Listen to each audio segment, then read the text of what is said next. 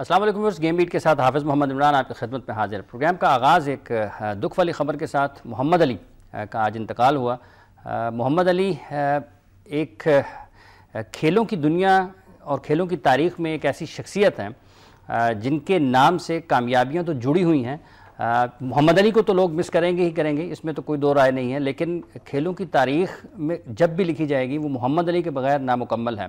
ایک ایسا شخص جس نے بہترین انداز میں باکسنگ کی، وہ ان کو اگر باکسنگ کا بادشاہ کہا جائے تو وہ غلط نہیں ہے۔ باکسنگ کو وہ تو مس نہ کرتے ہوں، لیکن باکسنگ کی دنیا انہیں جب تک باکسنگ کھیلی جاتی رہے گی محمد علی کو مس کرتی رہے گی۔ پرجوش، جذبے سے بھرپور، محنت اور لگن اگر کسی نے سیکھنی ہو تو وہ محمد علی سے سیکھ سکتا ہے۔ اپنے وقت میں جب وہ باکسنگ لڑتے تھے، باکسنگ کے مقابلوں میں حصہ لیتے تھے، اس وقت وہ لوگوں کے لیے سب سے زیادہ کشش رکھنے والے شخصیت تھے، سب سے زیادہ ان کو پسند کیا جاتا تھا، اور اپنے ہم عصر باکسرز کے لیے جس طرح سے وہ ایک انتہائی سخت حریف مانے جاتے تھے، اسی طرح سے جب تک باکسنگ ہوتی رہے گی، جتنے بھی باکسرز آتے رہیں گے، محمد علی ان کے آئیڈیل ہمیشہ سے رہیں گے۔ محمد علی صرف ایک باکسر ہی نہیں تھے، وہ ایک بہترین انسان تھے، اصول پسند انسان تھے۔ انہوں نے اپنی پوری زندگی میں جتنے مقابلے لڑے اس میں بہترین طریقے سے جو دیکھنے والے تھے ان کو محظوظ کیا، اور اپنی باکسنگ سے ایک پیغام دیا، اپنے کریکٹر سے، اپنے کردار سے، اپنے اخلاق سے ایک پیغام دیا۔ دنیا بھر میں جتنے بھی لوگ بستے ہیں، دنیا بھر میں جتنے بھی باکسرز باکسنگ کھیلنے کے لیے جاتے ہیں، اگر کوئی سوشل ورک کرنا چاہتا ہے وہ بھی محمد علی کو آئیڈیلائز کر سکتا ہے، اگر کوئی اصول پر قائم رہنے کی بات کرتا ہے تو وہ بھی محمد علی کو کر سکتا ہے۔ ایک ایسا شخص جس نے اپنے اعزازات گنوا دیے لیکن اپنے اصولوں پر کوئی سمجھوتا نہیں کیا۔ آج محمد علی ہم میں نہیں ہے، لیکن وہ کسی بھی طرح سے ہماری یادوں سے، ہمارے ذہنوں سے نکل نہیں سکتے ہیں۔ آج ہم دیکھتے ہیں کہ پوری دنیا میں خواہ وہ کسی بھی شعبے سے، اور ہر کھلاڑی جو کسی بھی کھیل میں حصہ لیتا ہے وہ محمد علی کو یاد کر رہا ہے، محمد علی کو مس کر رہا ہے۔ ایک عظیم کھلاڑی سے، ایک عظیم باکسر سے آج دنیا محروم ہوئی ہے۔ محمد علی کے بعد آنے والے باکسرز جنہوں نے بہت شہرت بھی کمائی، لیکن محمد علی کی شہرت کو کوئی پہنچ نہیں سکا ہے۔ اس میں بھی کوئی دو رائے نہیں ہے، کوئی حقیقت نہیں ہے کہ اپنے کھیل سے لگن، اپنے کھیل سے محبت اور جیت کا جذبہ اور ایک بہترین انسان ہونا ان کی سب سے بڑی خوبی ہوگی۔ محمد علی کی حیات پر، محمد علی کی زندگی پر کچھ نظر ڈالتے ہیں۔ 74 سالہ محمد علی کو جمعرات کے روز سانس کی تکلیف کے باعث ہسپتال لے جایا گیا، جہاں پہلے ڈاکٹروں نے بتایا کہ ان کی حالت بہتر ہے۔ بعد ازاں ان کی طبیعت بگڑ گئی اور سانس لینے میں دشواری کے باعث انہیں ICU منتقل کر دیا گیا۔ امریکی ریاست کینٹکی کے مسیحی خاندان میں پیدا ہونے والے کیسیاس مارسلیس کلے کو بچپن سے ہی باکسنگ سے لگاؤ تھا۔ وہ 1964 میں اس وقت کے چیمپئن سونی لیسٹن کو شکست دے کر ورلڈ ہیوی ویٹ چیمپئن بنے۔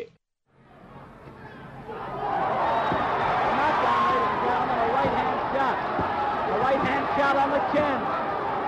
Jersey Joe Walcott.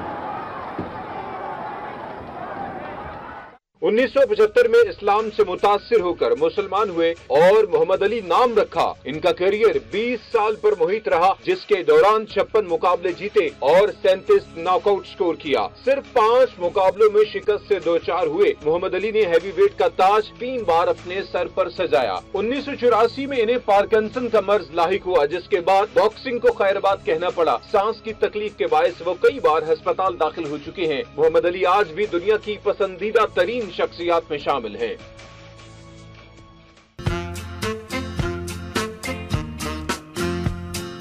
This here's the story of Cassius Clay, who changed his name to Muhammad Ali. محمد علی 17 جنوری 1942 کو امریکی ریاست کینٹکی کے شہر لوئس ویل کے ایک عیسائی گھرانے میں پیدا ہوئے۔ ان کا عیسائی نام کیسیس کلے تھا۔ 6 فٹ 3 انچ قد کے محمد علی نے روم اولمپکس میں اپنا پہلا گولڈ میڈل جیتا۔ فروری 1964 میں کیسیس کلے نے باکسنگ میں اس وقت کے عالمی چیمپئن سونی لیسٹن کو کھلا چیلنج کیا اور انہیں 6 راؤنڈ میں شکست دی۔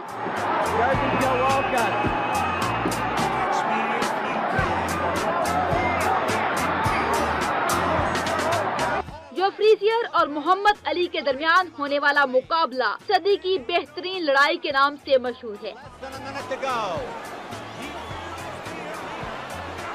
Muhammad Ali gamely fights back. अक्टूबर 1974 में उन्होंने जॉर्ज फोरमैन को शिकस्त देकर एक बार फिर अपना खोया हुआ वकार और शोहरत हासिल कर ली। उस वक्त मोहम्मद अली की उम्र सिर्फ 32 साल थी। Muhammad was known to have said, "You watch me shuffle and I jab off your head." 1975 में मोहम्मद अली ने बाकायदा इस्लाम कबूल कर लिया। बॉक्सिंग में मोहम्मद अली की जिंदगी 22 साल रही। उन्होंने 56 मुकाबले जीते और 37 नॉकआउट किए। उनकी 7 बेटियां और 2 बेटे हैं। उन्होंने 4 शादियां की।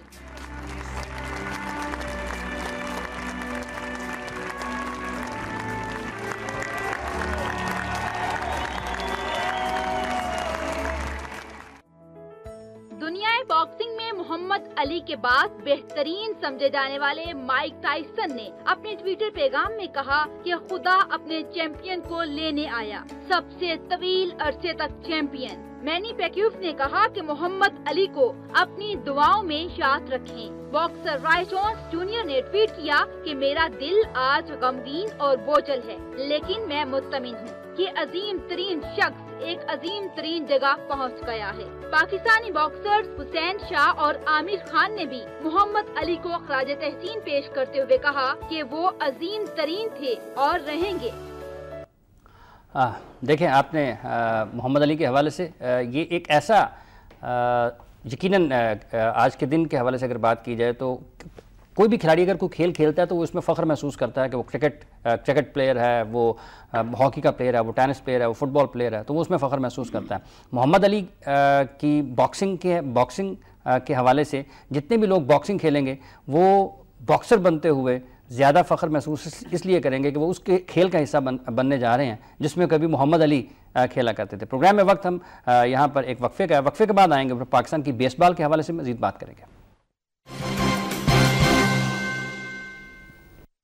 ये दिल आपके लिए इतना कुछ चाहता है और आप इस दिल के लिए क्या चाहते हैं? रखिए इस दिल का ख्याल नए हबीब कुकिंग ऑयल के साथ। क्या करें, दिल का मामला है।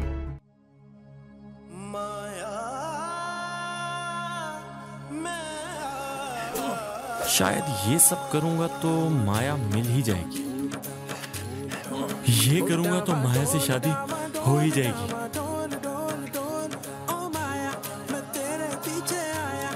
अब हो जाएगी। पसंद की शादी के लिए ये तो करना ही पड़ेगा। अब तो हो ही जाएगी। अपनी पसंद के लिए यूं डावाडोल होना छोड़ो, खुद पे करो भरोसा और टेलीनॉर टॉक शॉक से रिश्ता जोड़ो। सिर्फ 5544 मिलाओ और अपनी पसंद की ऑफर लगाओ। बेहतरीन नेटवर्क ने बाजी मारी, सच्ची यारी सब पे भारी।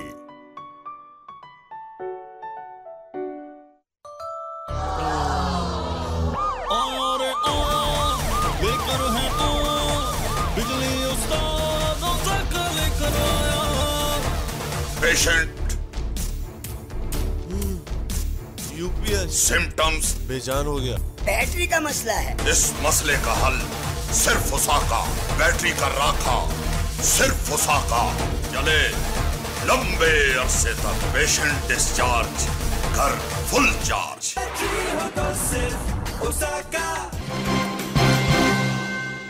Welcome back viewers. पाकिस्तान में बेसबॉल भी तरक्की कर रहा है और इसी तरक्की के हवाले से आज के प्रोग्राम में हम बातचीत करेंगे। मेरे साथ स्टूडियोज़ में तशरीफ़ रखते हैं सैयद फ़खर अली शाह साहब, मेरे माएँ जानिब तशरीफ़ फरमा है। आप एग्जीक्यूटिव डायरेक्टर हैं पाकिस्तान बेसबॉल के। अस्सलाम वालेकुम जी शाह साहब, बहुत बहुत शुक्रिया। आप इनके साथ तशरीफ़ फरमा है सरफराज अहमद साहब, आप बैटिंग कोच हैं। अस्सलाम वालेकुम जी सरफराज साहब, बहुत बहुत शुक्रिया आपका। मेरी दाएं जानिब तशरीफ़ फरमा है सुमैर, आप प्लेयर हैं बेसबॉल के। अस्सलाम वालेकुम जी, बहुत बहुत शुक्रिया। इनके साथ तशरीफ़ फरमा है तारिक नदीम, अस्सलाम वालेकुम जी, आपका बहुत बहुत शुक्रिया। और इनके साथ सैयद आकिब शिरादी साहब, अस्सलाम वालेकुम जी, बहुत बहुत शुक्रिया। शाह साहब, ये वाकई ऐसा है कि बेसबॉल तरक्की कर रहा है पाकिस्तान में? बहुत ज़्यादा कर रहा है और इसकी सबसे बड़ी जो एग्जांपल है कि हम वर्ल्ड कप के लिए ब्रुकलिन जा रहे हैं न्यूयॉर्क में, और इसके अलावा पाकिस्तान की वुमेन की टीम भी यहाँ पर सितंबर में कोरिया में वर्ल्ड कप کھیلنے جا رہی ہے. ٹھیک ہے. اینڈ اور ادر دین دیٹ کہ ہماری یونیورسٹی کے اندر اس کو سٹارٹ کر دیا گیا لاسٹ 2 ایئرس سے, اور کافی بچے ایک اسکالرشپ پہ پڑھ بھی رہے ہیں اور کھیل بھی رہے ہیں. اور اس کے علاوہ یوتھ لیول پہ بھی ہم انڈر 12 کا ورلڈ کپ 2012 میں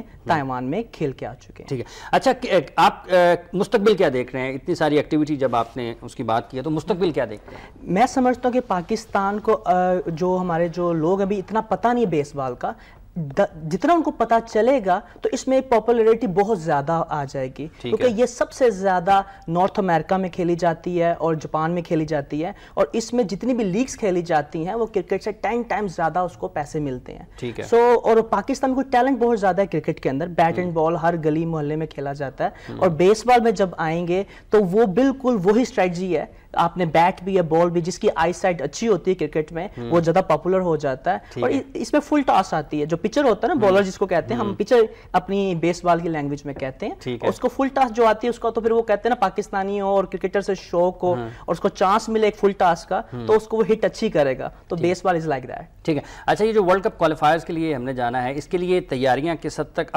ابھی کافی وقت باقی ہے, لیکن اب تک کی جو تیاریاں اس حوالے سے کیا کہتے ہیں آپ؟ اس میں دیکھیں کہ ورلڈ کپ کے لیے اگر انسان جا رہا تو اس کے لیے ہم نے تیاری پچھلے 2-3 سال سے کی ہوئی تھی. ٹھیک ہے. اور جو ہمارا پاکستان کا کیمپ لگا ہوا ہے وہ ہم نے 1 جنوری 2016 میں 40 بچوں کے ساتھ 50 کے ساتھ ہمیں لگوا دیا تھا. ٹھیک ہے. تو 2 منتھ کا ہم نے کورس اس کے اندر بچوں کو ٹریننگ کروائی ہے. اس کے بعد ہم نے 35 کا کر دیا. لاسٹ منتھ ہم نے اب 29 کا کر دیا ہوا ہے.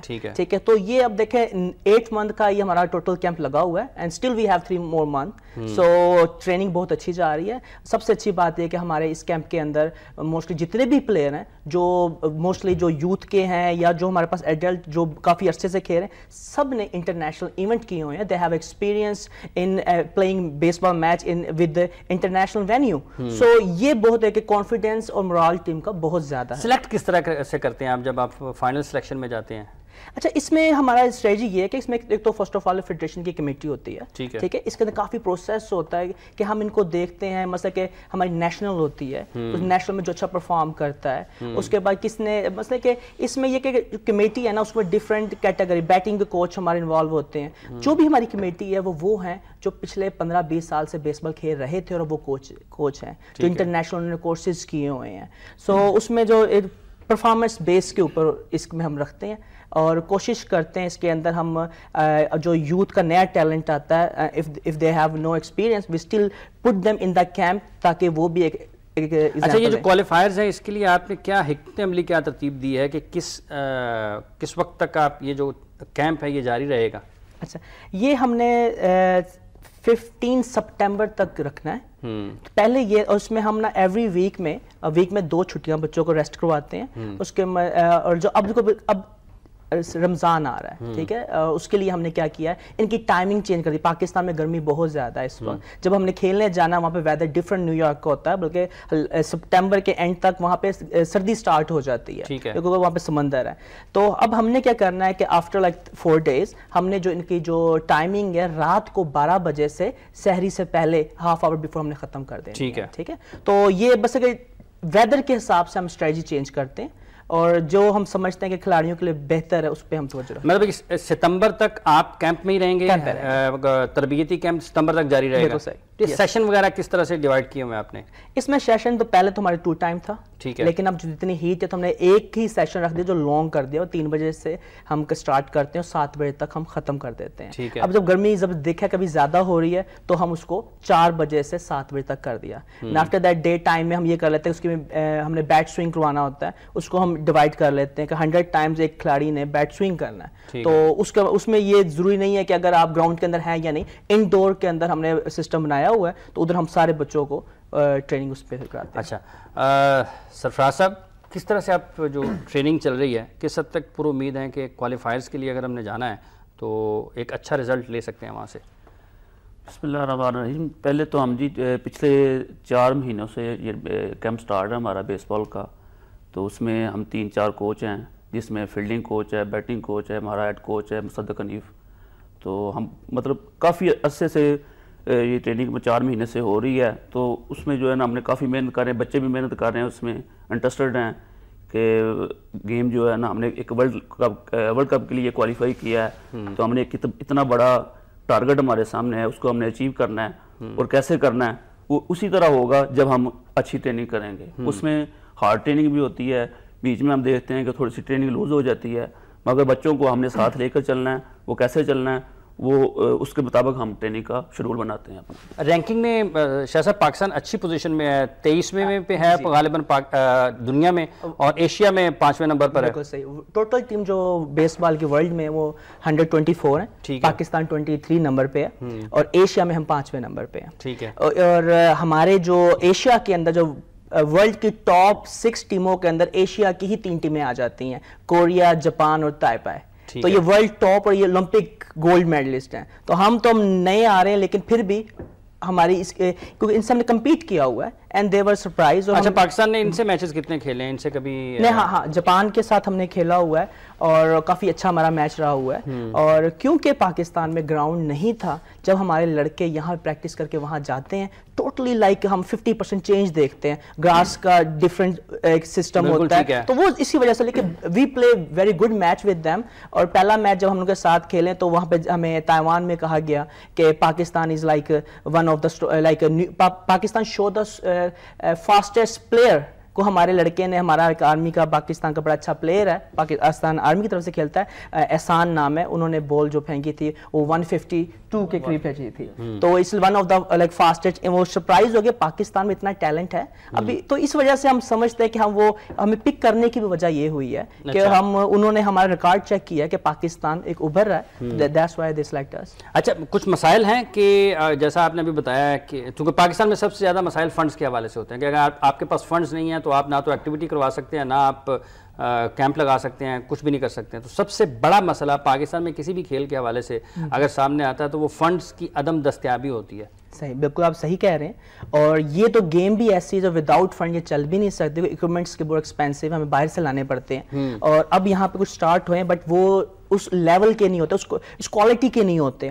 لیکن یہ کہ ہم نے ہمت نہیں ہاری ہوئی, ہمارے جو پلیئر ہیں ان میں بہت ایک عاجزی ہے وٹ وی فیل. ان کی سب موسٹلی اس گیم کی وجہ سے ان کو ڈپارٹمنٹ میں جابز ملی ہوئی ہیں, کوئی وابڈا کے اندر ہے, کوئی پاکستان آرمی کے اندر ہے, اور اسی طرح یونیورسٹی کے اندر لوگ کھیل رہے ہیں تو اسکالرشپ ملی ہوئی ہے. So they are playing for last 10-15 years and they are with us, but obviously funds کے سب سے بڑا پرابلم یہ کہ ہمارے پاس کوئی اسپانسر ہی نہیں ہے اس گیم کے اندر. سو جس گیم کے اندر اسپانسر نہیں ہوگا ان کے لیے سروائیو کرنا مشکل ہوتا ہے. ہمارے پاس گراؤنڈ نہیں تھا, گورنمنٹ کی طرف سے ابھی بھی کوئی گراؤنڈ ہمیں نہیں ملا ہوا. وہ تو ایک یونیورسٹی ہے UCP, انہوں نے ہمیں دیا ہوا تھا, لائک جو جنوری سے سٹارٹ کیمپ کیا انہوں نے دیا ہوا تھا. لاسٹ منتھ ہمیں ایک بیس بیریا ٹاؤن میں گراؤنڈ بنا, ہاں جی, وہ ملک ریاض صاحب کو چلا پتا, انہوں نے ہمیں ایک گراؤنڈ دیا اور وہاں پہ ہماری پریکٹس ہو رہی ہے. So we feel like we will give a result now. اب دیکھیں پہلا گراؤنڈ ہے اور ورلڈ کپ کے لیے ہم نے کوالیفائی کر لیا. جو کوالیفائی کیا ہے وہ اپنی ان بچوں نے اپنی گیم جو ایشیا کپ, یہ ایشین گیمز میں کھیل کر آئے ہیں لاسٹ ٹائم, اور انہوں نے بہت اچھا پرفارم کیا وہاں پر. تو یہ دیکھ لیں, یہ بھی اس بچوں کے پاس, ہمارے پاس گراؤنڈ نہیں ہے لیکن ہمارے پاس پاکستان میں اتنا ٹیلنٹ ہے کہ میں سمجھتا ہوں. مطلب آپ کے خیال میں سہولیات نہیں ہیں, یہ ایک الگ بحث ہے, لیکن ٹیلنٹ باہر موجود ہے. کیسی تیاری چل رہی ہے جی آپ کی؟ بسم اللہ الرحمن الرحیم. یہ سرفراز صاحب ہیں, ہمارے کوچ ہیں ماشاءاللہ, سینئر پلیئر بھی ہیں. بیس بال میں یہ جو ہے نا ان کو کافی عرصہ ہو گیا, ایکسپیرینس بھی ہے, کوچنگ کا کورس بھی کیا ہوئے ہیں انہوں نے, کافی اچھی ٹریننگ کروائی ہے. ہمارا جنوری 1 سے کیمپ لگا ہوا ہے, تو مجھے لگتا ہے کہ انشاءاللہ ہماری ٹیم ادھر جا کے اچھی پرفارمنس دے گی اور انشاءاللہ ملک کا نام روشن کرے گی. فٹنس کو بہتر کرنے کے لیے یا ایک اچھی فٹنس کے حصول کے لیے آپ لوگ کیا کرتے ہیں؟ کیونکہ ہمارے ہاں عام طور پر, عمومی طور پر یہ سمجھا جاتا ہے کہ فٹنس کلچر ہمارا نہیں ہے, تو کھلاڑی اس میں کچھ بہت زیادہ خود سے بھی اتنے زیادہ فوکس ہوتے نہیں ہیں. فٹنس کے لیے ہمارا تو ایک جم ہے, جم ہر لڑکا کرتا ہے ہمارے, کیونکہ بیس بال میں جم بہت ضروری ہے پچر کے لیے, بیٹر کے لیے. تو جم بھی کرتے ہیں ہم ٹریننگ کے بعد اوور ٹائم. جیسے فخر بھائی نے بتایا کہ بیٹ سوئنگ ہے, بیٹ سوئنگ بہت ضروری ہے.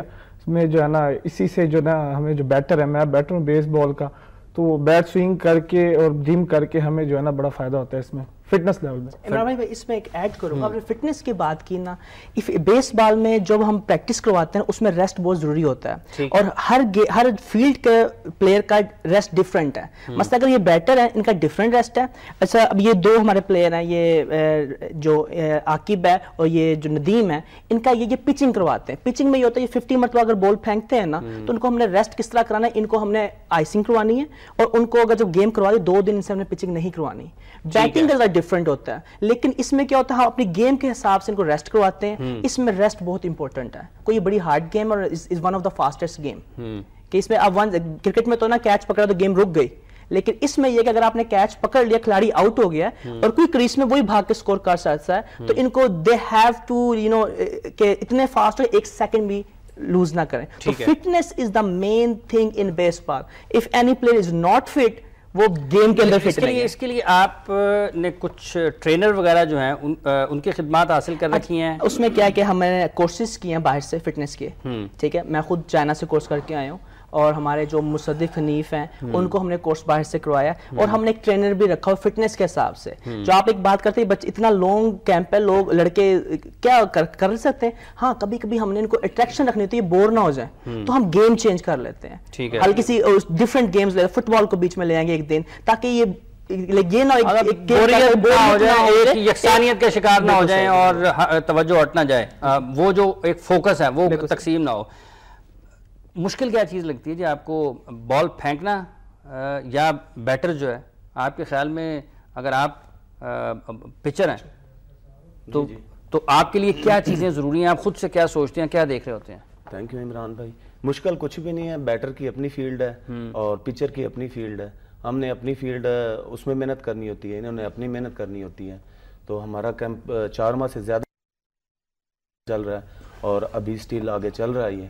तो इस कैंप के लिए जो लेटेस्ट टेक्निक है उसकी अभी फ़ख्र भाई और मुसद्दिक जो हमारे हेड कोच हैं चाइना से ट्रेनिंग करके आए हैं, उस हिसाब से हमें ट्रेनिंग करवा रहे हैं और माशाल्लाह बड़ा अच्छा चल रहा है। बड़े पुर उम्मीद है इंशाल्लाह हम वर्ल्ड कप के लिए बड़े पुर उम्मीद हैं। अच्छा, आप भी उतनी पुर उम्मीद है नहीं शराजी साहब?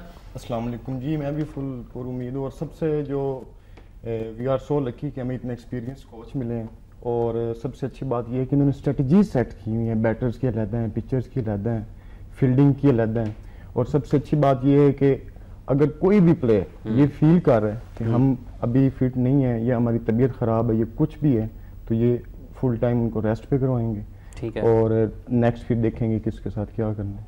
भाई हमने इनसे ऐसी ऐड करना चाहूँगा कि हमने अपनी टीम के साथ एक इस तरह का हमने फ्रेंडशिप की हुई है। अगर किसी भी लड़के को प्रॉब्लम हो जाती है, हमने कहा हुआ है कि वो इंजरी अगर हुई है किसी को हमें फौरन बता दें ताकि वो और ज्यादा ना हो जाए। अगर इंटरनेशनल प्लेयर्स होते हैं कोई प्रॉब्लम ये होती है कि हमने बता दिया हमें इंजरी हो गई है, हम अपना ये वर्ल्ड कप से मिस ही ना हो जाए, ठीक है। तो ये तकरीबन पाकिस्तान में कोई भी खेल है खिलाड़ी हर जगह पे अपनी इंजरी छुपा जाते हैं। अच्छा, और मैं समझता हूँ अगर खिलाड़ी कोई क्रिकेट में डिफरेंट, मैं अपनी गेम का बताता हूँ जितना मैंने स्टडी बाहर से की है, तो उसमें ये अगर कोई खिलाड़ी अपनी फिटनेस जल्दी बता दे तो उसको हम उसी वक्त पकड़ सकते। कुछ ऐसी इंजरीज होती है 6 मंथ तक नहीं जाती, बिल्कुल, कुछ ऐसी होती हैं विद इन वीक जा सकती है, रिकवरी जल्दी हो जाती है, जल्दी हो सकती है। तो वी आर लकी ना कि बेसबॉल में क्लियर पता चल जाता है कि बंदा फिट है या अनफिट है। जब उसने थ्रो करनी है या बैट स्विंग करना है या स्टीलिंग करनी है, रनिंग करनी है, उसमें पता चल जाता है। जैसे क्रिकेट है उसमें पता नहीं चलता, उसमें स्टिल खड़ा रहना होता है।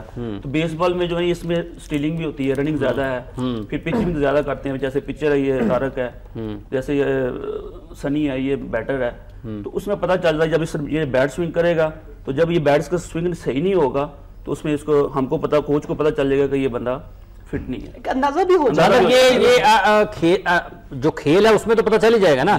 अगर बैट स्विंग अच्छा नहीं है, अगर वो अच्छा नहीं चल रहा तो आप यकीनन पूछेंगे भी आपका बैट क्यों नहीं ठीक घूम रहा, तो उससे वो उसको कुछ ना कुछ तो बताना पड़ेगा ना। वो छुपाएगा नहीं, हाँ, वो चीज प्लेयर भी छुपाएगा नहीं कि अब कुछ चीजें ऐसी होती है फिटनेस में जो हम नहीं बता सकते। मसल अंदर से कोई पेन कर रहा है या कोई आपके नीज में प्रॉब्लम आ रही है तो वो बाद में जब जाए तो ज्यादा हो जाती है। लेकिन वी आर लकी कि उनको सब लड़कों ने 4-5 मरतबा इंटरनेशनल मैचेस खेले हुए हैं और इनको एक्सपीरियंस हो गया बाहर से भी कि अगर ये छुपाएंगे इनके लिए फ्यूचर में प्रॉब्लम आएगी, मसाइल आएंगे। अच्छा, आप अपना सख्त मुकाबला किसके साथ देखते हैं? इजी कोई भी नहीं है, लेकिन सबको इंशाल्लाह हमने पकड़ना है। अच्छा, हाँ जी। और देन वैसे हमने ब्राजील और इसराइल, वो मेन टारगेट है हमारे। تو انشاءاللہ سب کو برازیل اور اسرائیل آپ کے بڑے ٹارگٹ ہیں. آپ دیکھتے ہیں کہ ہم کس طرح سے کھیل رہے ہیں, ہمارے پاس کیا چیزیں ہیں. برازیل اور اسرائیل وغیرہ اگر بیس بال کھیلتے ہیں تو ان کی کیا خاصیت ہے, خصوصیت کیا ہے, ان کے پاس کیا سہولیات ہیں, کس طرح سے وہ ٹریننگ کرتے ہوتے ہیں, جب وہ میچ میں جاتے ہیں تو اس وقت ان کی پرفارمنسز کیسی ہوتی ہیں, ہم نے کیسے پرفارم کرنا ہے, یہ خود سے آپ اس کا تجزیہ کرتے ہیں یا پھر سب کچھ آپ نے کوچ پہ چھوڑا ہوا ہے؟ نہیں, وہ ڈسکس کرتے رہتے ہیں. فخر بھائی ذرا ٹچ ہیں زیادہ, ہم تو ان کے ساتھ فرسٹ ٹائم کھیلیں گے نا, پہلے کھیلے نہیں ہوئے ان کے ساتھ بیس بال, تو ڈسکس کرتے رہتے ہیں, ہمیں بتاتے رہتے ہیں اس کے متعلق. ٹیکنیکلی جو ہے نا ہمارے جیسے فخر بھائی ہیں کورس کر کے ہیں باہر سے, مصدق حنیف صاحب ہیں کورس کر کے ہیں, وہ اسی لیے کر کے ہیں کہ جی یہ ٹیکنیکلی جو ہمارے اندر جو ان کے اندر ہے وہ ہمارے اندر چیزیں آ جائیں, تو یہ ساتھ ساتھ گائیڈ کرتے رہتے ہیں. یہ چیزیں ضروری ہیں. یہ بڑا امپورٹنٹ آپ کا کوسچن تھا, بہت اچھا سوال آپ نے کیا, کیونکہ ایشین سٹائل ٹوٹلی ڈیفرنٹ ہے اور امریکن سٹائل ٹوٹلی ڈیفرنٹ ہے. ٹھیک ہے, ان کا بیٹنگ کا سٹائل بھی ڈیفرنٹ ہے اور ہمارے ایشین ڈیفرنٹ ہے. سو اس وجہ سے اچھا, لیکن پھر بھی آپ یہ بتا رہے ہیں کہ ایشیا کی 3 ٹیمیں ٹاپ 5 میں ہیں.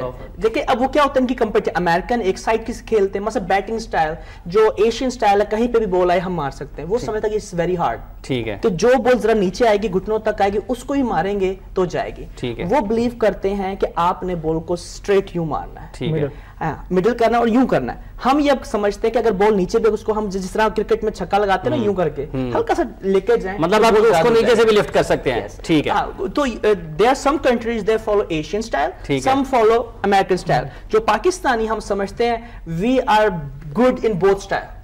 So we have more advantage. سب سے اچھا سٹائل وننگ سٹائل ہی ہوتا ہے, جس میں بندہ جیتا جائے وہ سب سے اچھا ہوتا ہے. دوسرا عمران بھائی, جاپان رینکنگ میں ورلڈ نمبر 1 ہے نا, ہم نے اسے ہارڈ ٹائم دیا ہے. ہمارے ایشیا میں جاپان, چائنیز, تائپائی تو یہ ٹاپ پہ ہے نا, ان کو ہم ہارڈ ٹائم دے رہے ہیں, تو انشاءاللہ ہمیں امید ہے ہم ان ٹیموں کو پکڑیں گے اور ہم محنت بھی کر رہے ہیں. ورلڈ چیمپئن تھی تو اس میں 9 اننگ ہوتی ہیں, تو 7 تک ہم نے ان کو برابر رکھا ہوا تھا. ٹھیک ہے, ٹھیک ہے, اس وقت ہمارے کوچز ڈفرینٹ باہر سے آ کے ٹرین کراتے تھے, تو وہ چینجنگ ڈیسیژن میں وہ گھبرا رہے تھے. اب ہمارے میں ایک ڈفرینٹ یہ کہ ہمارے جو جتنے بھی کوچز ہیں وہ پاکستانی ہیں, انہوں نے کوالیفائڈ ہیں, کورس کیے ہوئے ہیں اور پاکستان سے ٹیم کے ساتھ 10-15 سال سے کسی نہ کسی طریقے سے ٹچ ہیں, یا وہ پلیئرز تھے یا وہ کوچز تھے, سو وہ دے آر ود اس. سو یہ کافی ہمیں ایک بینیفٹ ہوگا کہ لڑکا ہم چینج کر سکتے ہیں اس لڑکے کو, ہم نے تو اس میں پوزیشن چینج کرنا بہت امپورٹنٹ ہوتا ہے بیس بال کے اندر. اگر آپ کا یہ پچر بال اچھی نہیں کرا رہا اور ایک نیا جو مثلا امریکن کوئی پلیئر آ جائے یا کوئی جیپنیز پلیئر آ رہا ہے, وہ اس جج کر گیا کہ اس کی بال ہمیشہ یا لیفٹ ہو رہی ہے, تو وہ ہر باری مار رہا ہے. یہ کوچ پہ بہت زیادہ ایک برڈن ہوتا ہے کہ he have to change the player like quickly. Coach کا کتنا عمل دخل ہوتا ہے بیس بال میں؟ بیس بال میں کوچ زیادہ تر گیم کوچ کے سر پہ ہوتی ہے. پلیئر تو جو ہے نا, پلیئر تو اس نے تو کوچ کے کہنے پہ, اس میں بیس بال میں اشارے ہوتے ہیں. ٹھیک ہے, ڈفرینٹ اشارے ہوتے ہیں, سائن ہوتے ہیں, اس کو ہم سائن کہتے ہیں. تو کوچ نے ہی پلیئر کو چلانا ہوتا ہے. ٹھیک ہے, چاہے وہ بیٹنگ ہے, چاہے وہ پچ ہے, چاہے وہ کیچنگ ہے, کوچ کے کہنے پہ پلیئر نے پرفارمنس کرنا ہوتا ہے. ٹھیک ہے, بتانا کس طرح ہوتا ہے, ہم نے اشارے رکھے ہوتے ہیں. گیم پلان کس طرح سے کرتے ہیں آپ؟ کسی بھی ٹیم کے ساتھ میچ ہے تو گیم پلان کس طرح سے کیا اس میں یہ ہے کہ ٹیم کو دیکھنا پڑتا ہے. جیسے ہم تو فرسٹ ٹائم جا رہے ہیں ورلڈ کپ کے لیے, تو اس سے پہلے ہم ایشیا میں کھیل رہے تھے, جاپان ہے, کوریا ہے, تائپائی ہے, ان کی ٹیموں کو ہم واچ کرتے تھے, نیٹ سے دیکھتے تھے ٹیمیں وغیرہ کیسے وہ کھیل رہے ہیں. ان پلیئروں کو دیکھ کے پھر ہم واچ کر کے اپنے پلیئر کو بتا رہے تھے کہ یار یہ ان کا پچر ہے, مطلب یہ لیفٹ سائڈ سے پچ کر رہا ہے, تو یہ کیسے ان سائڈ بال آتی ہے تو اس کو کس طرح کھیلنا ہے. ٹھیک ہے, اس کو پھر پلیئر کو ہم نے بریف کر. اچھا, آپ ٹارگٹ پریکٹس کرواتے ہیں پلیئرز کی؟ جی. آپ کا ٹارگٹ گیم سے کیا مطلب؟ ٹارگٹ گیم سے مراد جس طرح یہ بتا رہے ہیں کہ بال نیچے آتا ہے. ہاں جی, اس میں کیا ہوتا ہے, اس میں ہماری نا یہ ایک ڈرلز ہوتی ہیں, وہ پچر کی ڈرلز ہوتی ہیں. ٹھیک ہے, فار ایگزامپل ابھی جو لیٹسٹ ہم سکھاتے ہیں وہ کیا سکھاتے ہیں, اس بیس بال کے اندر کوئی ٹھپا تو ہوتا نہیں, باؤنس تو ہے ہی نہیں, تو اسٹریٹ پھینکنی ہے. اب اس کے اندر بھی ہمارے پاس ڈیفرنٹ کیٹیگری ہوتی ہیں. مثلا ایک ہوتی ہے فاسٹ پچ, وہ اسٹریٹ جاتی ہے. اب اس کی ڈرل ڈیفرنٹ ہوئے گی. اس کی کیا ہوگی کہ 3 ہم نے جو اس کی پچنگ ہے وہ رائٹ ہینڈ پہ, ٹھیک ہے, 3 سینٹر میں, 3 لیفٹ پہ. پھر اس کے بعد یہ پریکٹس کر لیتے ہیں 2-3 دن, اس کے بعد ایک کھلاڑی کو ہم بیٹر کو کھڑا کر دیتے ہیں, پھر ان کو کہتے ہیں اسی طرح پچنگ کروائیں. ٹھیک ہے, تو یہ جو لیٹسٹ میجر لیگ میں جو آئے ہیں نا کورس, وہ یہ اس طرح ڈرل ہے. اب یہ فاسٹ ہو گئی. اس کے علاوہ پھر ایک سوئنگ والا ہوتا ہے, کرو بال ہوتی ہے کہ بال جاتی ہے آگے سے سوئنگ ہو جاتی ہے. پھر وہ بھی ہم نے ان کو اسی طرح بتانی کہ 3 بال ایٹ اے سیم اسپاٹ آئے, یہ جب ایک پچر کے ہاتھ میں آ جائے نا تو وہ ہماری ٹیم ہمارے پاس کرو والے بولر پچر ہیں ماشاءاللہ سارے ہمارے ہیں. اس میں سے خب صاحب یہ بات ہے کہ ہماری جو بیس بال میں ہے نا یہ 17 انچ کی پلیٹ ہوتی ہے. ٹھیک ہے. ادھر ہم نے پچ کرنی ہوتی ہے, پچر نے پچ کرنی ہوتی ہے. ٹھیک ہے. اور ساتھ میں اس میں 6 انچ کی جو ہے نا جگہ چھوڑی ہوتی ہے لیفٹ سے اور رائٹ سے. تو اس ایریے میں جو ہے نا انہوں نے پچر نے پچ کرنی ہوتی ہے. ٹھیک ہے. تو وہ ٹارگٹ ہوتا ہے, اس ٹارگٹ پہ پچر نے پچ کرنی ہوتی ہے. وہ ہم اس کو پچر کو بتاتے ہیں کہ آپ نے آؤٹ سائڈ کرانی ہے, کیونکہ زیادہ تر جب آؤٹ سائڈ کرائے گا تو اس میں بیٹر کو جو بیٹسمین ہوتا ہے, کرکٹ میں بیٹسمین کہتے ہیں اور بیس بال میں ہم بیٹر کہتے ہیں, کہ اس میں بیٹر کو تھوڑی سی مشکل ہوتی ہے. فاصلہ کتنا ہوتا ہے اس میں؟ جو ہے فاصلہ جو ہے 60 فٹ 6 انچ اس کا فاصلہ ہوتا ہے پچر کا اور بیٹر کا درمیانی فاصلہ. 60 فٹ 6 انچ. جی. وزن کتنا ہوتا ہے اس کا بیٹ کا؟ کوئی اگر اس میں یہ کہ اس میں ویٹ ایک ہر ایونٹ کے اندر ڈفرینٹ انہوں نے سسٹم رکھا ہوتا ہے. اگر ہم آئی بی ایف کے میچز کھیل رہے ہیں نا, انہوں نے بتایا کہ 33 انچ سے زیادہ بلا نہیں ہونا چاہیے. اس کی بھی شیپ کے حساب سے ہوتا ہے کہ یہ نہیں کہ اینڈ تک کافی ہو, لیکن ایک رولز رکھے ہوئے ہیں, ڈیپینڈ ہے کون سا ایونٹ ہم کھیلنے چاہ رہے ہیں. پر بیسیکلی وہ یہ ہوتا ہے کہ میکسیمم جو ہونا وہ 33 34 سے اوپر نہیں ہونا چاہیے انچ وائز, جو ہائٹ وائز کہہ رہا ہوں, اور لویسٹ 29 سے کم نہیں ہونا چاہیے. ووڈن ہونا چاہیے. موسٹلی لوگ سے میپل اور ایش کا ووڈ یوز کرتے ہیں. ٹھیک ہے. اچھا جی, پچر جتنے بھی ہیں, آپ بولنگ کرتے ہوئے کس چیز کو ٹارگٹ کس چیز کو کرتے ہیں؟ عمران بھائی, ہمارے سامنے کیچر بیٹھا ہوتا ہے.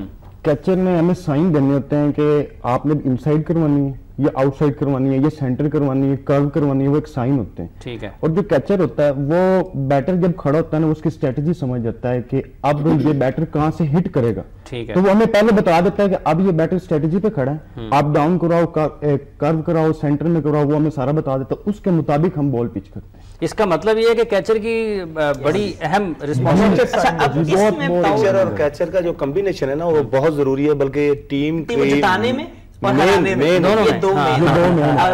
Catcher is the only person کہ وہ جو بیٹھا ہوتا ہے نا, وہ پوری جتنے بھی گراؤنڈ کو دیکھ رہا ہوتا ہے, بیٹر کو بھی دیکھ رہا ہے, اور جو 9 پلیئرز ہمارے فیلڈنگ کر رہے ہیں, کیونکہ وہ اسٹریٹ یوں بیٹھا ہوتا ہے, اور یہ یوں ہوتا ہے لائک ٹرائنگل کی طرح ہوتا ہے. تو اس میں کیچر جو فائنڈ آؤٹ کرتا ہے نا, اس کی جو اسٹریٹجی کی بات کر رہا ہے, جو فیٹ ہوتے ہیں نا, اگر لیفٹ پہ ہو تو چل جاتا ہے, اگر رائٹ پہ ہو ہمیں پتہ چلتا ہے اس نے ہٹ کرنی ہے یا کیا کرنا ہے, تو اسٹائل ہمیں یہ اسٹریٹجی کا پتہ چل جاتا ہے. ٹھیک ہے. پروگرام کے اس حصے میں پاکستان کے قومی کھیل ہاکی کے حوالے سے پاکستان ہاکی فیڈریشن کس سمت میں کام کر رہی ہے, کیا کوئی تبدیلی آئے گی انتظامی سطح پر, کیا کوئی تبدیلی آئے گی پاکستان ہاکی میں نچلی سطح پر, کیا کوئی تبدیلی آئے گی نتائج میں, اور کیا کوئی تبدیلی آئے گی پاکستان ہاکی ٹیم کے کھلاڑیوں میں, اور پاکستان میں ہاکی کھیلنے والے کھلاڑیوں کی مالی حالت کے حوالے سے, معاشی حالت کے حوالے سے, کھلاڑیوں کی کارکردگی کے حوالے سے, فیڈریشن کے عہدیداروں کی کارکردگی کے حوالے سے. شہباز سینئر صاحب جب سے سیکرٹری پاکستان ہاکی فیڈریشن بنے ہیں, کچھ لوگوں کو تحفظات بھی ہیں, لیکن بہت سارے لوگوں کو توقعات بھی ہیں کہ وہ پاکستان ہاکی کا ایک بڑا نام ہے. ان کی قیادت میں پاکستان نے 1994 میں ورلڈ کپ اور چیمپئنز ٹرافی جیتی تھی, اور یہ آخری 2 بڑے اعزازات ہیں جو پاکستان نے بین الاقوامی سطح پر حاصل کیے. اس کے بعد پاکستان ہاکی ٹیم شاید اولمپکس میں, شاید نہیں یقیناً اولمپکس میں, ورلڈ کپ میں, چیمپئنز ٹرافی میں میڈل لینے میں اب تک ناکام رہی ہے, اور شاید وہ راستہ بھول چکی ہے جو کامیابیوں کا راستہ ہے. Pakistan hockey federation Pakistan hockey league کروانے کے بارے میں بھی سنجیدگی سے سوچ رہی ہے. اس پر بہت سارا کام کیا جا چکا ہے, بہت سارا کام کیا جانا ہے, لیکن ہماری رائے میں جب تک بجٹ بن نہیں جاتا اس وقت تک آپ کوئی بڑا قدم اٹھا نہیں سکتے. اب تک شاید کچھ چھپ چھپا کر یا کچھ بہت زیادہ خاموشی کے ساتھ اس حوالے سے کام کیا جا رہا ہے, یا پھر کچھ اور مسائل ہیں. یقیناً فنڈز کے حوالے سے تو مسائل ضرور ہیں, اور اگر فنڈز کے حوالے سے مسائل ضرور ہیں اور پاکستان ہاکی فیڈریشن کو اس کا سامنا کرنا پڑ سکتا ہے, تو پھر یہ کوئی نئی بات نہیں تھی. اس کے لیے بہت زیادہ پہلے اور بہت بہتر پلاننگ کی ضرورت تھی. جب تک آپ بجٹ نہیں بنائیں گے, آپ ہاکی لیگ کے حوالے سے کوئی اہم قدم اٹھا نہیں سکتے ہیں. اگر پاکستان ہاکی فیڈریشن نے بجٹ بنایا ہے تو اس کو اناؤنس ضرور کر دینا چاہیے کہ کتنے پیسوں کی ان کو ضرورت ہے. بعض لوگ یہ بتاتے ہیں کہ کم از کم پاکستان ہاکی فیڈریشن کو 40 کروڑ روپے کی ضرورت ہوگی ایک اچھی ہاکی لیگ کو کروانے کے لیے. پاکستان میں ڈومیسٹک کے سطح پر ہاکی کے معاملات کس انداز میں چل رہے ہیں؟ کیا آج بھی وہی ڈنک ٹپاؤ والی پالیسی کے اوپر کام ہو رہا ہے, یا پھر कुछ बेहतरी आने की उम्मीद है। पाकिस्तान हॉकी फेडरेशन के एक बड़े नकाद नवीद आलम भी डायरेक्टर डेवलपमेंट और डोमेस्टिक की हैसियत से इन दिनों खिदमत अंजाम दे रहे हैं। पाकिस्तान हॉकी फेडरेशन ने director general Pakistan hockey federation का एक नया ओहदा मुतारिफ करवाया, जिस पर साबिक सेक्रेटरी फेडरेशन मुसर्रतुल्लाह साहब को तैनात किया गया है। वो भी पाकिस्तान हॉकी फेडरेशन के सदर दफ्तर में रोज़ाना बैठते हैं और मामूल की कार्रवाई को देखते हैं। ताहिर जमान साहब बड़े पावरफुल नज़र आ रहे हैं, कामरान अशरफ बड़े पावरफुल नज़र आ रहे हैं। इसके साथ साथ ख्वाजा जुनेद एक मरतबा से फिर कोचिंग में नज़र आ रहे हैं। खालिद बशीर साहब को associate secretary Pakistan hockey federation का मुकर्रर कर दिया गया है। अब ये सारी चीज़ें क्या नताइज बदलने में, पाकिस्तान हॉकी का एतमाद बहाल करने में, पाकिस्तान हॉकी का वक़ार बहाल करने में कामयाब हो सकती हैं या नहीं हो सकती हैं? शहबाज सीनियर साहब जो कि सेक्रेटरी पाकिस्तान हॉकी फेडरेशन है, वो खुद हमारे प्रोग्राम में ये तस्लीम कर चुके हैं कि उनका सबसे बड़ा हदफ पाकिस्तान हॉकी फेडरेशन पर एतमाद की बहाली है, हुकूमती सतह पर भी, प्राइवेट सेक्टर में भी, हुकूमती इदारों पर भी और हॉकी फैमिली पर भी। इन सब मौज़ूआत पर और ये सारी चीज़ें हैं, इन पर बात करने के लिए टेलीफोन लाइन पर हमारे साथ मौजूद हैं नवीद आलम साहब। नवीद साहब अस्सलाम वालेकुम। वालेकुम अस्सलाम। अब साहब आप एतमाद बहाल कर पाएंगे जी? आप बहुत ज़्यादा तनकीद करते रहे हैं और अब आप पर तनकीद भी होगी और तवक्कुआत भी आपसे बहुत ज़्यादा हैं। अब साहब पहले तो थैंक यू वेरी मच, आपने मेरा डिटेल इंट्रो और बहुत सारी चीज़ें आपने शेयर की जो हमें करनी चाहिए। किस तरह करनी चाहिए इसके ऊपर बिल्कुल हमारे एक डोमेन्स हैं, उन डोमेन्स में रहते हुए रियलिटी बेस्ड हमें फैसले करने पड़ेंगे। 3 से 4 चीजें हैं। एक तो आपको विजनरी अप्रोच के साथ डिसीजन मेकिंग को हमें इम्प्रूव करना है। ठीक है। दूसरा है ट्रस्ट और इंटरेस्ट। ये दोनों चीजें आप ग्रास रूट लेवल पे लेके आएंगे, लोगों को एतमाद हो तो आने वाली जो फेडरेशन है उसकी हिम्मत और उसकी डिसीजन मेकिंग पहले लोगों से लाइकिंग डिसलाइकिंग पे नहीं है। जो काम करेगा उसकी इज्जत होगी और उसकी इम्प्रूवमेंट के लिए हम एक यूनिट डिजाइन करेंगे जिसमें सिर्फ हॉकी वाले नहीं, हॉकी के साथ साथ आपका डिस्ट्रिक्ट एडमिनिस्ट्रेशन, आपके हॉकी, आपका चैम्बर, आपका मीडिया, इन सारी चीजों को लेंगे तो फिर आप एतमाद बहाल कर पाएंगे। इन दिनों जैसे आप देख रहे हैं पाकिस्तान हॉकी फेडरेशन ने अपना कैलेंडर भी लॉन्च कर लिया, अब इम्प्लीमेंटेशन की जरूरत है। उस इम्प्लीमेंटेशन में हमें किस कीमत में जाना है, उसमें हमारे कोचेज हैं। आपने कहा है कि जरूरत है, तो कैलेंडर जब लॉन्च किया है तो डायरेक्टर डोमेस्टिक की हैसियत से वो जो डोमेस्टिक के टूर्नामेंट है वो तो आपकी जिम्मेदारी होंगे नवीद साहब जी। उसमें बिल्कुल आवेद आप बिल्कुल उस पर वर्किंग कर रहे हैं, जिसमें अभी आप देखेंगे आपकी जूनियर चैंपियनशिप हुई है, अगली जूनियर के लिए आपने तैयारी, एक पाइपलाइन, एक पूल ऑफ प्लेयर को इकट्ठा किया। अब इसमें हमें जो नई चीज देखने में मिली वो ये था कि आपका एज ग्रुप, कुछ पुरानी रवायात थी कि ओवर एज लड़के, बड़े लड़के भी अपने बेफाम और उन चीजों के ऊपर कर खेलाया जा रहा था। तो वो अभी भी खेले हैं नवीद साहब? अभी भी खेले हैं जी अभी भी खेले हैं। उसमें हमने फिर ये क्राइटेरिया बनाया कि जो हमारे लोकल कोचेज हैं और जो हमारा एडमिनिस्ट्रेटिव पॉइंट ऑफ व्यू है कि लोगों को जो ट्रस्ट नहीं है, 22 साल, 25 साल, 23 साल का बच्चा भी अंडर 18 में खेलना चाहता है, जो लम्हा फिक्रिया है, उसके लिए कोचेज से मेरी चेयरमैन सिलेक्शन कमेटी से मेरी और कामरान से, इनसे मेरी नेशनल चैंपियनशिप के दौरान ये बात हुई कि जितने बच्चे इसमें ओवर एज हैं उन बच्चों का एक डेवलपमेंट स्क्वाड बना लिया जाए और एक एतमाद की बहाली की जाए और अंडर 18 को जेन्युइन अंडर 18 बनाया जाए और अंडर 16 को जेन्युइन अंडर 16 बनाया जाए। इसके ऊपर हमें डिसीजन करने हैं और मैं इसमें खुशी कब करेंगे नवीद साहब? अभी करेंगे जी। जिस तरह बलूचिस्तान ने और आपके सिंध ने इसमें इम्प्रूवमेंट शो हुई, इसमें कोई शक नहीं, उनको 14-14 गोल हुए, 10-10 गोल हुए, लेकिन केपीके और पंजाब से उनका जो एज ग्रुप था वो छोटा था। तो इसी तरह आपको पंजाब को बड़ा स्ट्रिक्टली हैंडल करना पड़ेगा। नई मैनेजमेंट आई है, मुझे बड़ी उम्मीद है कि जो आपका प्रोविंस है वो अब इन्हीं लाइनों पे काम करेगा जो पीएचएफ के सेक्रेटरी का, प्रेसिडेंट का और पीएचएफ का विजन है कि हमें रियल एज ग्रुप की तरफ जाना है और सिर्फ अच्छा, ये रियल एज ग्रुप आप किस तरह से इसको सेट किस तरह से करेंगे? आप बेफॉर्म के ऊपर जाएंगे, आप टेस्टिंग के ऊपर जाएंगे, आप किस तरह से उसको ठीक कर? देखें जी, सबसे पहले तो आपको उस बच्चे के ऊपर डिटेल्स, उसके ऊपर पूरी सर्च होनी चाहिए कि आप उस बंदे को जानते हैं, नहीं जानते। सिर्फ बेफाम नहीं, एक फैमिली में 4 लोग हैं, एक मोहल्ले में 6 सेम नेम के लोग हैं, तो लोग तो नाम तब्दील कर रहे हैं अपना और एज ग्रुप भी चेंज हो जाता है। तो हमें कुछ पैरामीटर नए अंदाज से साइंटिफिक बुनियादों पे करने पड़ेंगे, जिसमें स्कूल सर्टिफिकेट भी होगा, मैट्रिक के आपके बोर्ड के डॉक्यूमेंट्स भी होंगे, इसके बाद आपका मेडिकल टेस्ट तक भी जाएंगे। मुझे उम्मीद है कि अगर एडमिनिस्ट्रेटिव पॉइंट ऑफ व्यू से हॉकी ऑर्गेनाइजेशन सिर्फ और सिर्फ इसके ऊपर फोकस कर ले تو مجھے امید ہے کہ ہمارا اعتماد بھی بحال ہو جائے گا، اور وہ بچہ جو سٹارٹنگ میں جھوٹ بول کے گراؤنڈ میں آ رہا ہے اور ہمارے لوکل کوچز ان کی ڈیٹ آف برتھ خود کم کر رہے ہیں، اس کے اوپر ہمیں کام کرنا ہے، اور انشاءاللہ آپ دیکھیں گے کہ آنے والی چیمپئن شپ اس سے بہتر ہوگی۔ اسی طرح آپ کی افضل سکول ہاکی ہے، اسی طرح آپ کی کلب ہاکی ہے، اس کے ریوائول کے اوپر ہم ویری مچ فوکس، میرے D G Pakistan hockey federation school اور اسکول کلب ہاکی کو کیسے کریں گے آپ نوید صاحب؟ دیکھیں اسکول جب 200 پلیئر ہوگا، پلیئرز آپ کے پاس آتے نہیں ہیں، آپ اسکول کلب ہاکی کیسے چلا لیں گے؟ دیکھیں جی کلب تو آپ کے پاس اویلیبل ہیں، یہ کہنا کہ پاکستان کے پاس ٹیلنٹ نہیں ہے، پوٹینشیل نہیں ہے، یہ تو بالکل نہیں۔ ہاں وہ پوٹینشیل اور آرگنائزیشن اس کو ہم نے ایک سمت میں لے کے آنا ہے۔ بکھرے ہوئے لوگ ہیں، اعتماد کی یعنی گروہ بندیاں کا فروغ پچھلے 8-10 سال میں زیادہ ہوا، اس وجہ سے لوگ ہاکی سے دور چلے گئے۔ ایک تو وہ ایج گروپ ہے جو ہاکی کی طرف لانا ہے، ایک وہ سینئر لوگ ہیں جو گراؤنڈ چھوڑ کے چلے گئے، اور گراؤنڈز بھی آپ کے سیکیورٹی اور مختلف وجوہات پیش کر کے اسکول کالجز بند کیے جا رہے ہیں۔ تو جتنی بھی ہرڈلز ہیں اس میں سب سے بڑی بات یہ کہوں گا کہ اسکول کے پی ٹی آئی، اسکول کے ہیڈ ماسٹر اور آپ کے کوچنگ اسٹرکچر کو ایک جگہ پہ لانا ہوگا۔ اور پاکستان ہاکی لیگ کے حوالے سے آپ کیا رائے رکھتے ہیں اور کس حد تک پر امید ہیں؟ دیکھیں جی پاکستان ہاکی لیگ بہت اچھی ایک ویژن ہے سیکٹری کا، لیکن اس لیگ کو آپ کو جیسے آپ نے فرمایا کہ ہمیں بتانا پڑے گا کہ اور ہمیں کلیئر کرنا پڑے گا اسپانسر کے لیے، مارکیٹ کے لیے کہ ہمارے ایکسپینسز کیا ہے، ہماری ٹیم کیا ہے، ہمارا پول آف پلیئر کیا ہے، ہمارے وینیوز کون کون سے ہیں، ہمارے رائٹ کس کے پاس ہے۔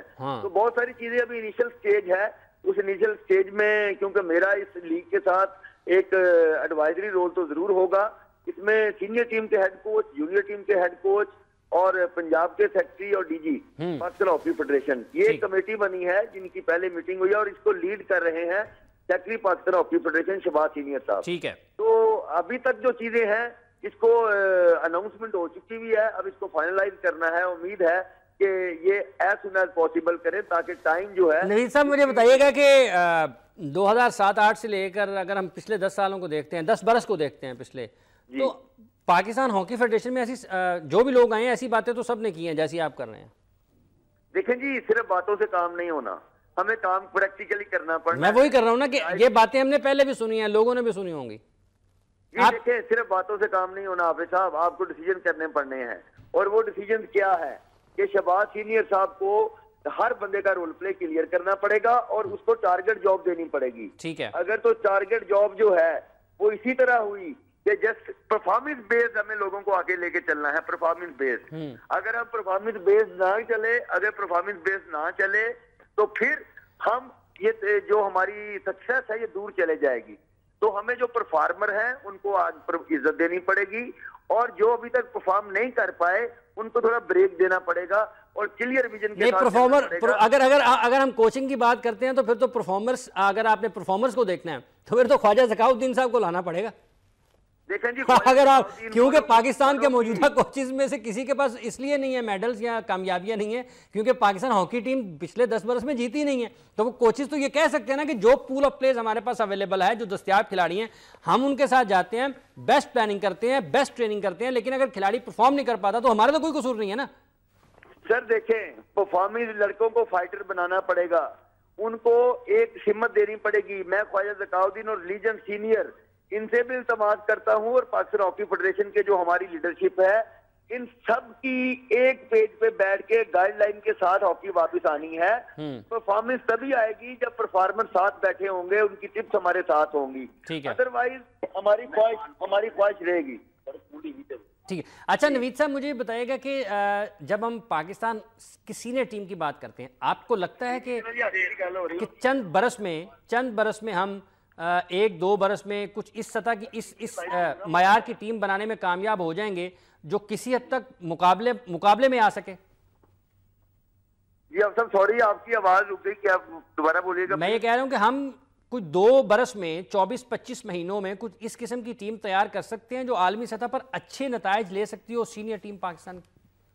دیکھیں جی اگر تو plan out as per requirement ہوا اور آپ کے پیچھے اچھا کمپٹیشن ہوا، 4 سے 5 ٹیمیں آپ کی لائن اپ پہ ہوئیں تو بالکل ہم اچھی ٹیم بنا سکتے ہیں، 1 نہیں 4 ٹیمیں اچھی بنا سکتے ہیں، لیکن کمپٹیشن شرط ہے اور میرٹ اس میں ہمیں کرنا پڑے گا۔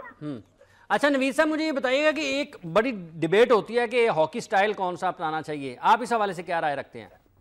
ایک ہی سٹائل ہے جو شہباز سینئر کھیلتا رہا ہے، جو حسن سردار سمیع اللہ کھیلتا رہا ہے. آج بھی آپ ایف آئی ایچ کی سائڈ نکال لیں تو جو ہاکی شہباز کھیلتا تھا آج وہ لوگ اپنے کلپس مارکیٹ میں دے رہے ہیں. تو ہمیں پاکستان کی وہ ہاکی واپس لانی ہے جس پہ ہم 4 دفعہ ورلڈ چیمپئن بنے. اچھا ٹھیک ہے، آپ کا بہت بہت شکریہ نوید صاحب، آپ نے اپنا وقت دیا ہے اور اپنے خیالات کا اظہار کیا ہے. آپ نے گفتگو سنی ہے پاکستان ہاکی فیڈریشن کے ڈائریکٹر ڈومیسٹک اینڈ ڈیولپمنٹ نوید عالم صاحب کی. پاکستان کی ہاکی کو بے پناہ مسائل کا سامنا ہے، ہمارے کھلاڑیوں کے پاس ملازمتیں نہیں ہیں. کچھ اس سلسلے میں کام پاکستان ہاکی فیڈریشن نے ضرور کیا ہے. ایک میں فوجی فاؤنڈیشن میں کچھ کھلاڑیوں کو ملازمتیں ملی ہیں، اس کے بعد اب او جی ڈی سی ایل میں اور سول ایویشن میں ملازمتوں کے حوالے سے کچھ بات چیت جاری ہے. امید ہے کہ اس پر بھی مثبت نتائج سامنے آئیں گے اور کچھ جو پلان ہے پی ایچ ایف کا وہ یہ ہے کہ 30 سے 35 لڑکوں کو 30 سے 35 ہاکی پلیئرز کو ان 2 محکموں میں بھی ملازمتیں لے کر دی جائیں. پاکستان نے ہاکی میں بے پناہ کامیابیاں حاصل کی ہیں. جو موجودہ سیکرٹری ہیں یہ خود ایک بڑے شاندار پلیئر رہے ہیں، بڑے بہترین کھلاڑی رہے ہیں. دنیا آج بھی ان کی صلاحیتوں کی معترف ہے اور جب یہ کھیلا کرتے تھے اس وقت تو لوگ ان کو دیکھنے کے لیے آتے تھے. اور پاکستان کی وہ 90s کی ٹیم جو کہ آخری جس نے 94 میں 2 بڑے اعزازات حاصل کیے اور جس طرح سے لاہور کے نیشنل ہاکی اسٹیڈیم میں ان کو دیکھنے کے لیے ہزاروں کی تعداد میں لوگ موجود ہوتے تھے. آج وہ سب چیزوں کی کمی ہے. نہ ہاکی کھیلنے والے وہ رہے ہیں، نہ ہاکی دیکھنے والے وہ رہے ہیں، نہ ہاکی کھلانے والے وہ رہے ہیں اور نہ شاید ہاکی چلانے والے وہ رہے ہیں. اب جو پچھلی فیڈریشن تھی جس کی سربراہی اختر رسول صاحب نے بھی کی، اس سے پہلے قاسم ضیاء صاحب نے کی، سیکرٹری آصف باجوہ صاحب رہے، پھر رانا مجاہد صاحب آئے. موجودہ لوگوں میں سے بہت سے لوگ ان کے ساتھ کام کرتے رہے. اب اس مسائل کا حل کس طرح سے نکالنا ہے؟ کیا واقعی پسند ناپسند کے اوپر فیصلے اب بھی ہوتے رہیں گے؟ کیا واقعی آج بھی پاکستان ہاکی فیڈریشن میں حقیقت پسندانہ سوچ اپنائی نہیں جائے گی؟ زمینی حقائق کو مد نظر رکھتے ہوئے فیصلے نہیں کیے جائیں گے؟ آج ہاکی متقاضی ہے کہ اچھے فیصلے کیے جائیں، درست فیصلے کیے جائیں، بر وقت فیصلے کیے جائیں، ایمانداری کے ساتھ فیصلے کیے جائیں اور پھر ان فیصلوں پر عمل درآمد بھی اتنی ہی ایمانداری سے کروایا جائے. اگر کوئی شخص اتنا اہل نہیں ہے کہ اس کو بڑی جاب دی جانی ہے، بڑی ذمہ داری دی جانی ہے، تو اگر اس کی کسی کے ساتھ قربت ہے تو خدا را اس قربت کو ایک طرف رکھ دیں اور پاکستان ہاکی کے حوالے سے کوئی بہتر فیصلے کر دیں. پروگرام کا وقت ختم ہوا چاہتا ہے. اسی دعا کے ساتھ کہ پاکستان میں ہاکی پھلے پھولے بڑے، پاکستان ماضی والے مقام اور وقار کی طرف جائے، چیمپئنز ٹرافی نہ صرف کھیلے بلکہ چیمپئنز ٹرافی میں کامیابیاں حاصل کرے، میڈل جیتے، اولمپکس میں جائے، اولمپکس جیتے، ورلڈ کپ میں جائے، ورلڈ کپ جیتے. پاکستان کی جو پوری دنیا میں ایک ریپوٹیشن ہے ہاکی کے حوالے سے، ایک جو ہمارا مزاج تھا ہاکی کے حوالے سے، ایک جو ہمارا انداز تھا، وہ دوبارہ حکمرانی کرے اور سب سے لالی پرچم پاکستان کا دنیا کے تمام ہاکی گراؤنڈز میں دوبارہ سے بلند ہو، قومی ترانہ بجے اور پاکستان کے کھلاڑی میڈلز کے ساتھ، گولڈ میڈل کے ساتھ وطن واپس آئیں. حافظ محمد عمران گیم بیٹ کی پوری ٹیم کے ساتھ آپ سے اجازت چاہتا ہے. اپنا اور اپنے ارد گرد کے لوگوں کا بہت سا خیال رکھیے گا. اللہ نگہبان.